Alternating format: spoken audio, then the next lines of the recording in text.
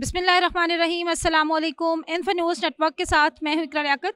जी, आज हम लोग मौजूद हैं इस्लामाबाद के एक मुकामी होटल में। यहाँ पर ministry of information technology and NRS के ताउन से पाकिस्तान में governance of internet and resources of internet के हवाले से एक सेमिनार का इनेकाद किया गया है, जिसमें एनआरएस का जो मोटो है वो ये है कि पाकिस्तानी अवाम क्या चाहती है, वो इंटरनेट को किस तरह से इस्तेमाल करना चाहता है। क्योंकि पाकिस्तान में अभी 4G की स्पीड पे नेट चल रहा है और बाकी कंट्रीज़ 5G और 6G पे जा रहे हैं।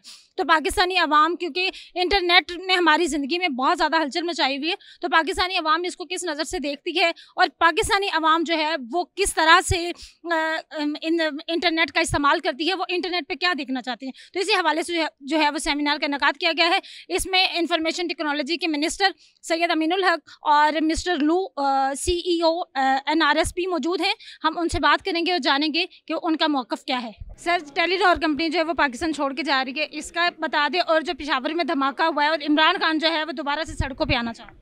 देखिए, पेशावर में जो धमाका हुआ है, पाकिस्तान के तमाम सियासी पार्टी, तमाम NGO और पाकिस्तान के तमाम अवाम ने इसको सख्त तरीन अल्फाज में मजम्मत की है।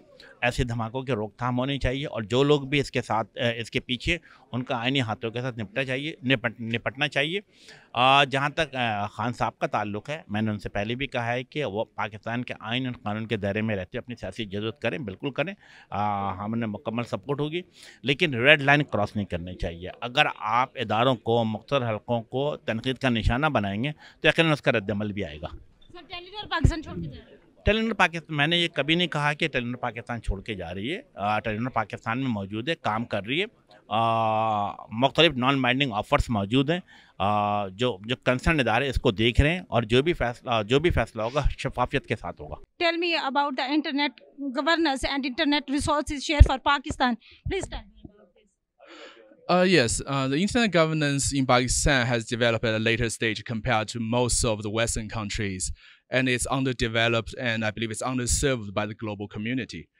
And I champion to make it a recognition and help Pakistan government have their voice heard in the international stage by the international NGOs who are currently running the internet governance. Thank you. Thank you very much. Kashif साहब, आप ये बताइएगा कि आप NRS के ambassador हैं और पाकिस्तान की जो मईशत है वो इस वक्त बदहाली का शिकार है, तो इसमें NRS के कॉर्पोरेट से हम पाकिस्तान में क्या क्या एक्टिविटीज़ कर सकते हैं?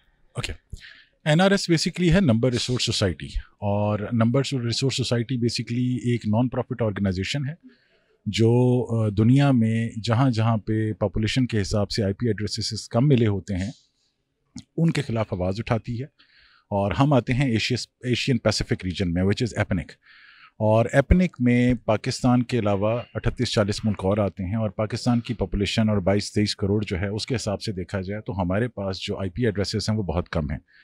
और अब पेंडेमिक में जिस तरह से आपके सामने आया कि ई-कॉमर्स और इंटरनेट कनेक्टिविटी बहुत स्पीडीली बढ़ी, और उस चीज़ को मद्देनज़र रखते हुए अब जिस तरह से आगे डेवलपमेंट होगी, तरक्की होगी, तो हमारे पास पाकिस्तान में अगर आप IP एड्रेसेस की बात करें तो प्रॉबली 0.06 IP एड्रेसेस पर इंडिविजुअल हैं। और इसे जब हम कंपेयर करते हैं अमेरिका से, तो अमेरिका के पास पर इंडिविजुअल 4.8 या 4.7 IP एड्रेसेस बनते हैं।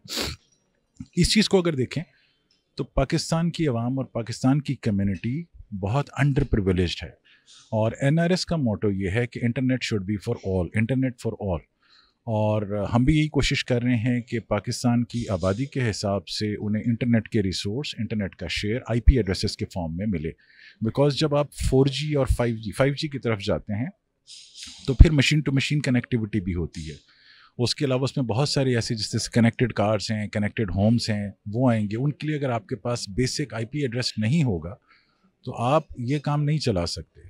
तो NRS को ज्वाइन करने का मकसद ये था कि मैं पाकिस्तान की कम्युनिटी के लिए आवाज़ उठाऊं, और मैं पाकिस्तान को जितने भी IP एड्रेसेस जो हमारा फेयर शेयर बनता है वो लेकर दूं।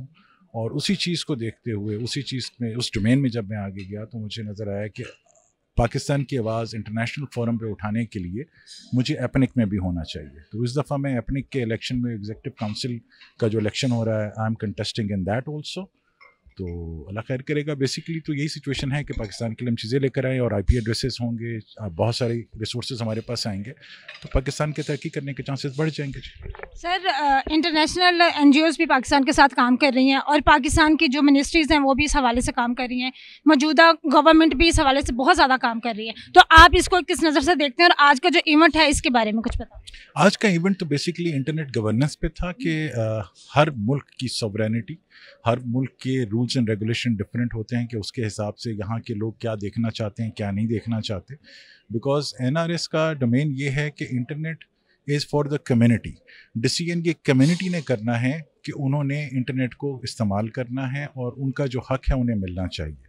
आज का जो इवेंट था ये इंटरनेट गवर्नेंस के ऊपर था, क्योंकि लोगों को आइडिया नहीं है, अवेयरनेस नहीं है, तो हमने ये जो इवेंट किया है this is for the awareness of the public.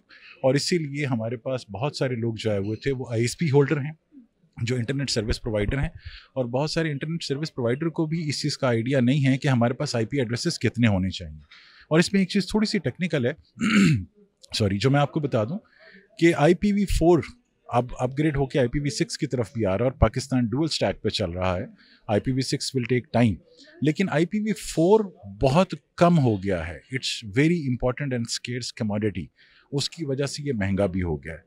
और IPv4 हमारे पास उस क्वांटिटी में ना होने की वजह से हमारी डेवलपमेंट या तरक्की में रुकावट आ सकती है। उसके लिए ये अवेयरनेस इवेंट था कि लोगों को बताया जाए कि हम क्या कर रहे हैं, और ISP जितने भी हमारे पास लोकल ISPs और लोग काम कर रहे हैं उनकी तरफ से ओवरवेलमिंग सपोर्ट है, और वो अगर मुझे वोट देते हैं इन एपनिक इलेक्शन तो फिर इससे आगे की बात होगी कि एपनिक का मेंबर बनने के बाद मैं पाकिस्तान के लिए और जितना बेहतर हो सकेगा काम कर सकूँगा। क्योंकि इससे पहले अगर देखा जाए तो अब तक पाकिस्तान से कोई भी एपनिक का मेंबर नहीं बना, तो ये सूरत हाल है। बहुत शुक्रिया, थैंक यू। औरंगजेब साहब, ये बताइए क्या कि हर मुल्क जो है वो इंफॉर्मेशन टेक्नोलॉजी के साथ चल रहा है और आए रोज़ IT डिपार्टमेंट में बहुत ज़्यादा तरक्कियाँ हो रही हैं, तो आप पाकिस्तान में इसको किस नज़र से देखते हैं? देखिए, मैं पाकिस्तान में जो है ना सबसे आगे पाकिस्तान है। पाकिस्तान का बच्चा जो है इंटरनेट से वाबस्ता है। अगर इंटरनेट डाउन हो जाए समझें कि इंसान की ना जान निकल गई है। पाकिस्तान का बच्चा जो है ना रोटी के बगैर रह सकता है, इंटरनेट के बगैर नहीं रह सकता है।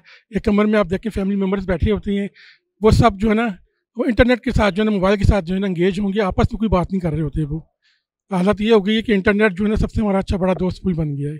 जो हमें चीज़ चाहिए होती है, जो इन्फॉर्मेशन चाहिए होती है, हम इंटरनेट से जो है ना वो चेक करती हैं। बहुत शुक्रिया, थैंक यू जी। आप लोगों ने मेरा प्रोग्राम देखा, उम्मीद करती हूँ आपको पसंद आया होगा। इस प्रोग्राम का मकसद ये था कि लोगों में अवेयरनेस जगाई जाए कि इंटरनेट को किस तरह से इस्तेमाल किया जाता है, इंटरनेट के इस्तेमाल से वो क्या क्या फ़ायदे ले सकते हैं और किस तरह से अपनी ज़िंदगी में जो है वो इंटरनेट को बेहतर तरीके से इस्तेमाल करके उससे फ़वाइद हासिल कर सकते हैं। अपनी मेज़बान इकरा लियाकत को दे इजाज़त, अल्लाह निगहबान।